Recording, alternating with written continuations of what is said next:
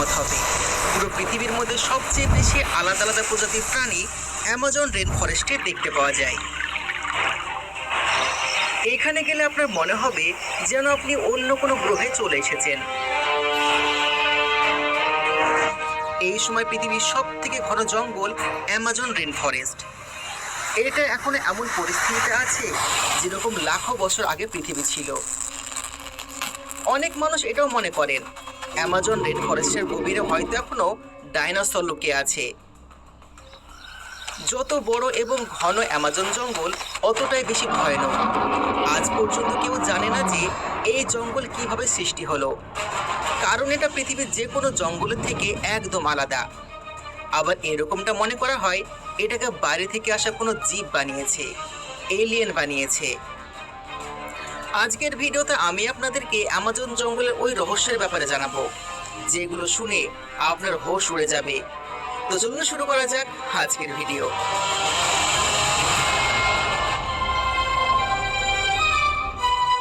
Amazon rainforest south আমেরিকার একটি অংশ। এটা পুরো পৃথিবীর 6.7 মিলিয়ন স্কোয়ার কিলোমিটার জুড়ে আছে। আর এই ভয়ানক জঙ্গলের সীমানা ব্রাজিল, কলম্বিয়া এবং পেরু হয়ে সাউথ আমেরিকাতে শেষ হয়েছে। এই জঙ্গল এতটাই বড় এবং বিশাল যে যদি অ্যামাজন জঙ্গল একটা দেশ হতো তাহলে এরিয়া হিসাবে এটা পৃথিবীর 8ম সবচেয়ে বৃহত্তম দেশ হতো। আপনি এর সাইজের আন্দাজ এটা দেখে বুঝতে পারবেন এখানে ভারতের মতন 2টি এবং পাকিস্তানের মতন 7টি দেশ এঁটে যাবে। এই জঙ্গল এতটাই ঘন যে এর অনেক এলাকাতে আজ পর্যন্ত সূর্যের আলো পৌঁছতেই পারেনি।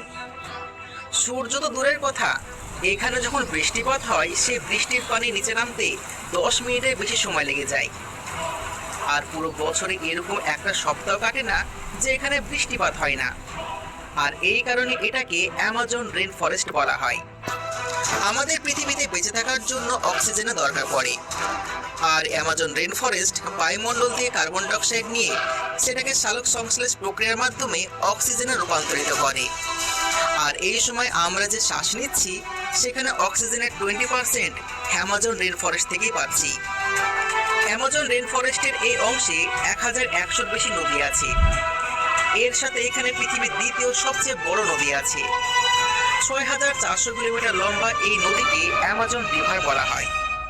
এই নদী সুন্দর হওয়ার সাথে সাথে দুনিয়ার সবচেয়ে বিপজ্জনক নদী। এই নদীতে এমন এমন প্রাণী আছে যা পুরো পৃথিবী ছাড়া শুধুমাত্র এই নদীতেই পাওয়া যায়। যেমন এই পিঙ্ক ডলফিন। এই ডলফিন 10 ফুট পর্যন্ত লম্বা এবং 200 কিলো ওজনের হয়ে থাকে। এই ডলফিন নর্মাল ডলফিন থেকে অনেক বেশি তেজ হয়।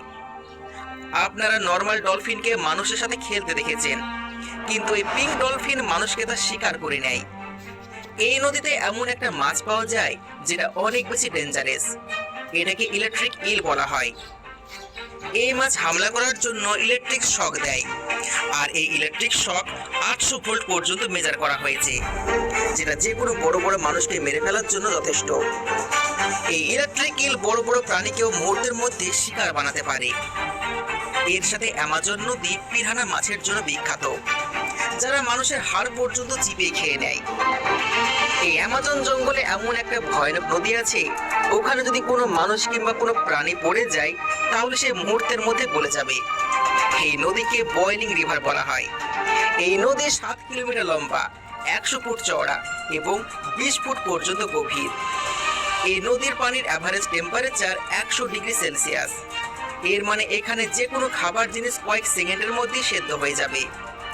এই নদী সবসময় কেন ফুটন্ত থাকে আর এর আসল কারণ কি আজ পর্যন্ত কেউ জানতে পারেনি। অ্যামাজন জঙ্গল দেখতে যতটা সুন্দর, সত্যিকারে এটা তার থেকে হাজারো গুণ বেশি ভয়ানক। অ্যামাজন জঙ্গলে পশু পাখি এবং গাছপালা এমন প্রজাতির আছে যেগুলো পুরো পৃথিবীতে আর কোথাও পাওয়া যায় না। অ্যামাজন রেন ফরেস্টে 44,000 প্রজাতির গাছ আছে, 13,000 প্রজাতির পাখি, 22,000 প্রজাতির মাছ, 3,800 প্রজাতির সরীসৃপ এবং 25 লাখ প্রজাতির পোকামাকড় আছে। এখানে অনেক বিষাক্ত পোকামাকড় আছে। রিসার্চারদের কথা অনুসারে এখন পর্যন্ত 30 লাখ এমন প্রজাতি আছে যেগুলো এখন পর্যন্ত আবিষ্কারই করা হয়নি। অ্যামাজন জঙ্গলে এমন কিছু প্রাণী বসবাস করে যারা অতিরিক্ত ডেঞ্জারাস। আর যেখানে সব প্রথমে নাম আসে গ্রিন অ্যানাকোন্ডা। এই অ্যানাকোন্ডা পৃথিবীর মধ্যে সবচেয়ে বড় এবং খতরনাক সাপ, যাদেরকে শুধুমাত্র অ্যামাজন জঙ্গলে পাওয়া যায়। এই অ্যানাকোন্ডা 30 ফুট পর্যন্ত লম্বা হয় এবং 200 কিলো পর্যন্ত ভারী হতে পারে। যখন এই অ্যানাকোন্ডা শিকার করে তখন ওর থেকেও বড় প্রাণীকে এক ঝটকায় গিলে নেয়, যেমন হরিণ এবং জংলি শূকর।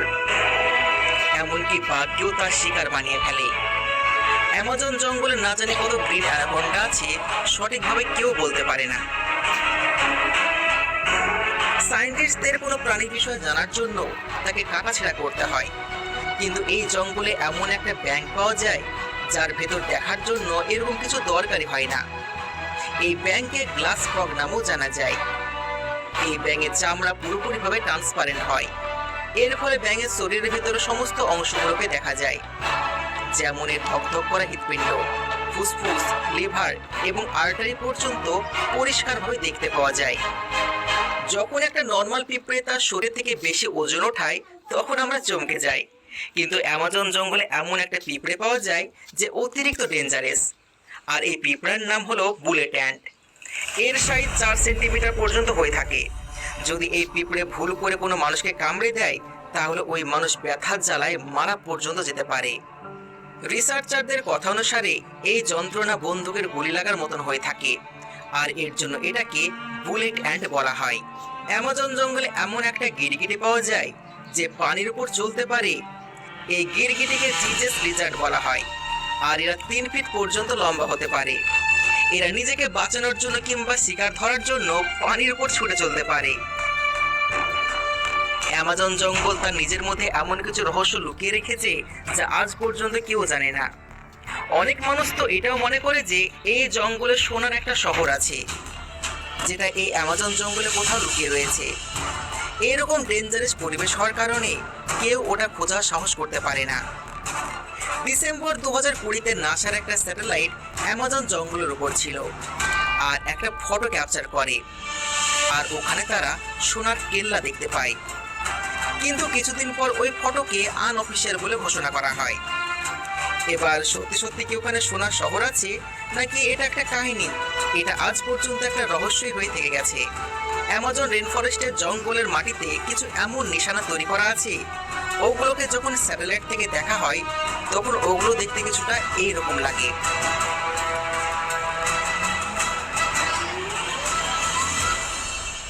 এগুলোকে জিওগ্লিফস বলা হয়। এগুলোর আকার এতটাই বড় হয় যে যখন এর মধ্যে কোনো মানুষ দাঁড়িয়ে থাকে তো সে বুঝতেই পারে না যে সে একটা খাস নিশানার উপর দাঁড়িয়ে আছে। পেরুতে এরকম কিছু দেখতে পাওয়া যায়, আর ওটাকে নাজগা লাইন বলা হয়। অ্যামাজন জঙ্গলে 400-এর বেশি এরকম জিওগ্লিফস আছে। এর মধ্যে কিছু তো 2 কিলোমিটার পর্যন্ত লম্বা। এইগুলোকে কবে, কে এবং কিভাবে বানালো এটা আজ পর্যন্ত রহস্য হয়ে আছে।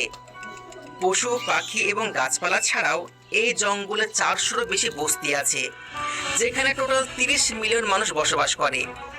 এরা বিগত কয়েকশো বছর ধরে এখানে বাসা বাঁধছে। এখানকার কিছু উপজাতি এরকমও আছে যারা আজ পর্যন্ত বাইরেকার কথা জানে না।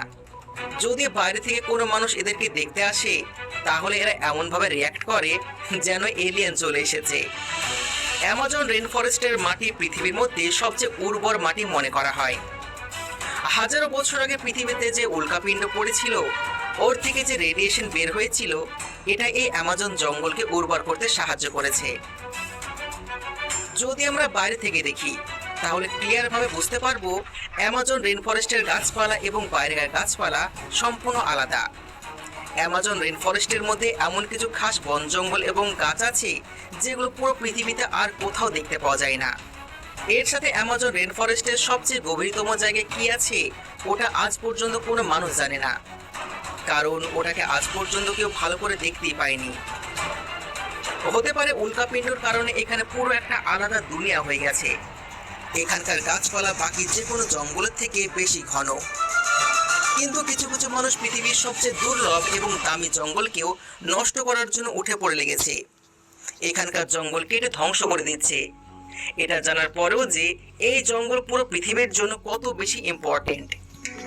একটা রিপোর্ট অনুসারে এখন পর্যন্ত অ্যামাজন জঙ্গল তার 20%-এর থেকে বেশি অংশ হারিয়ে ফেলেছে।